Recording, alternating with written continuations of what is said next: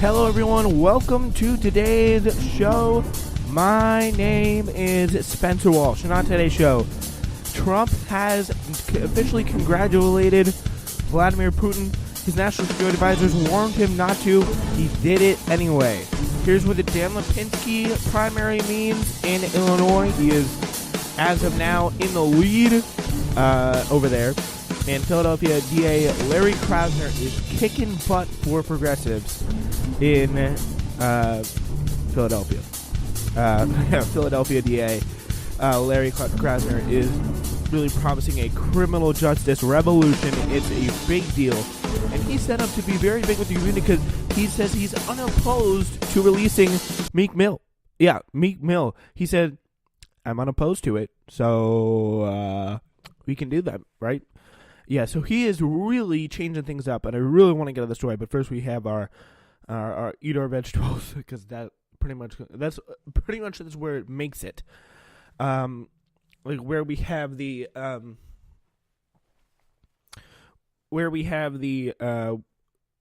other stories today, and then a whole other plan. We have that story. We'll be really happy to do that. So, President Trump did not follow specific warnings from his national security advisors Tuesday when he congratulated Russian President Vladimir Putin on his re-election, including a section in his briefing materials in all capital letters stating, "Do not congratulate," according to officials familiar with the call. So he can call to congratulate anyway, even though Donald Trump's national security advisors expressly warned him not to. Donald Trump's national security advisors are not the brightest people. They kind of don't really have a lot of control over them, and that situation was evidence here. He ignored kind of a direct order of his advisors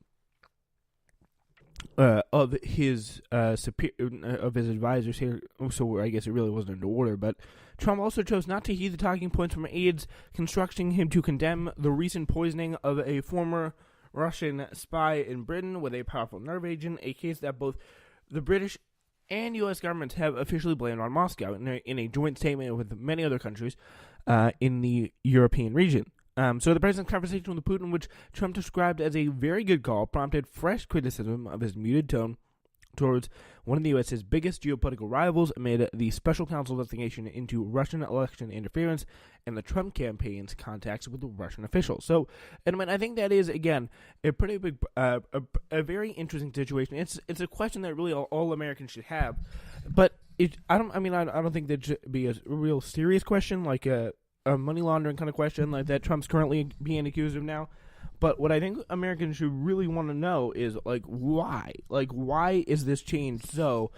I mean, does he actually believe that? Is that who he is? Does he just want better relations, like he says, better relations, being more kind of a friendly, open, improve our relationship with Russia kind of things, just generally so we don't do any more war like he kind of suggested on the campaign? Or does he want something else? Or is there some other kind of reason why he is being so unprecedentedly friendly towards a huge, as Washington Post reports, a geopolitical rival? And it is really, okay. So, yeah, that's some breaking news here. Very rare that we get breaking news on the show.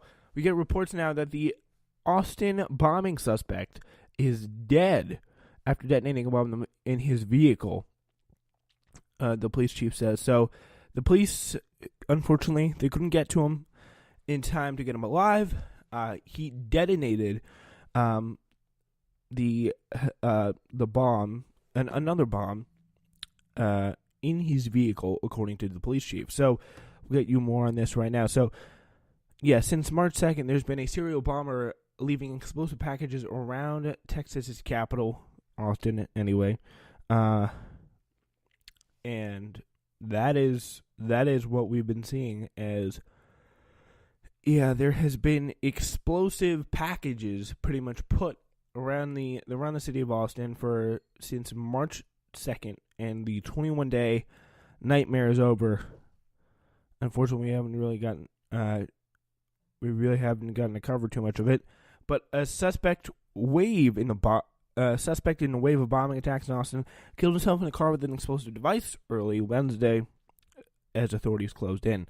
Police said the bombings killed 2 people and left the Texas Capitol with fear for 19 days. So that nightmare is over. Anyway, we go back to our story now. So, the president's conversation with Putin, which Trump described as a very good call. He said it was a quote-unquote a very good call, very suspicious. Although the Trump administration has taken a tougher stance toward Russia recently, including new sanctions last week on some entities for election meddling and cyber attacks. The president has declined to forcefully join London in denouncing Moscow for the poisoning of Sergei Skripal and his daughter Yulia in Salisbury, England last month. They remain also critically ill. Trump told reporters that he had offered his well wishes on Putin's 6-year term during a conversation that covered a range of topics, including arms control and the security situations in Syria and North Korea. White House Press Secretary Sarah Huckabee Sanders told reporters that Skripal's case was not dismissed. Information on Syria, Skripal's case was not discussed with Putin. Apparently, so Trump, he said, well wishes, arms control, security situation in Syria and North Korea. So nothing apparently on the Russian meddling, or not surprisingly. Apparently information on Syria and North Korea was also provided to the president in writing before the call, officials said. So you just couldn't think of information you want to talk to him about, which is kind of funny, but not a big deal. We'll probably be meeting in the not-too-distant future, Trump said to Putin, though Sanders emphasized that nothing is planned. The White House press official also declined to comment on the briefing materials given to Trump. Two people familiar with the note cards acknowledged that they followed instructions not to congratulate Putin. So they included instructions not to congratulate Putin, but a senior White House official emphasized that National Security Advisor H.R. McMaster did not mention the issue during a telephone briefing with the president, who was in the White House residence ahead of and during his conversation with Putin. So he wasn't actually in the room with him as he was doing it. So he didn't do it like from the Oval Office where he called aides and pretty much was like, he was pretty much like, yeah. Good job, bud. Congrats on your really authentic election win there, buddy. Am I doing good enough for you? Yeah, it's not clear whether Trump read the notes. Administration officials said Trump, who initiated the call, opened it with congratulations from Putin. And this, again, is really, really weird. Like, why is he initiating this call? It's just because, again, he wants to have better relationships with Russia. Like, is that just something he wants to do? He just wants to prove it authentically improve our global political landscape here, and just lighten things up with Russia, or is there some kind of other motivation? That's something that Americans should be asking. Why is he that friendly with Russia? Like, no other president has been this friendly before this. And it's interesting to see the Democrats, they take such a tough stance on Russia now, even after. Obviously we get the replay button whole thing from a few years ago, and then Obama pretty much saying to Mitt Romney debate, a very memorable line, the 1980s are calling for their foreign policy back, when Russia was mentioned by Mitt Romney as one of the biggest rivals on the global political stage.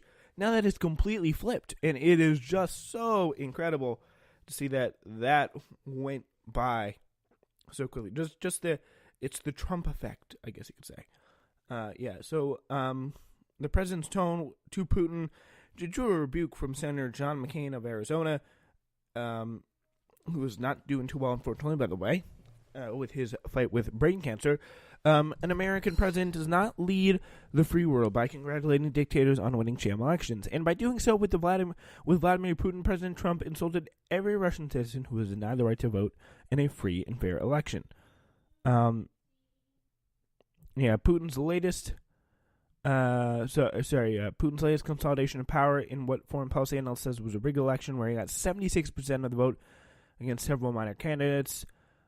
Some world leaders have hesitated to congratulate Putin since his re-election occurred in an environment of state control of much of the news media, and with his prominent opponent barred from the ballot. So Alexei Navalny barred from the ballot, and you get the sense it would have been really a lot closer if they had Alexei Navalny in there. So Bob Corker, chairman, said chairman of the Senate Foreign Relations Committee, appeared less concerned, noting that Trump offered congratulations to other leaders in more totalitarian states. I wouldn't read much into it, he says.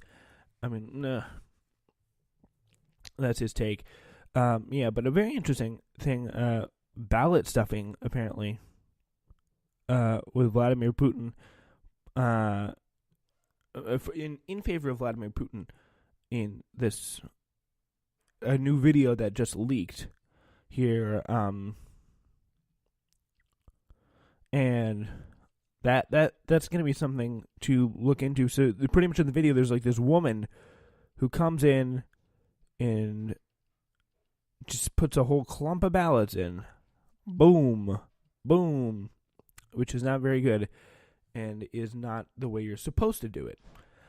Anyway, so that will do it for the story. Coming up next, the Dan Lipinski Marine Women primary, what it means for Illinois. This is the Spencer Walsh Radio Network. Your show will return in just 4 minutes. Pendo on the beat.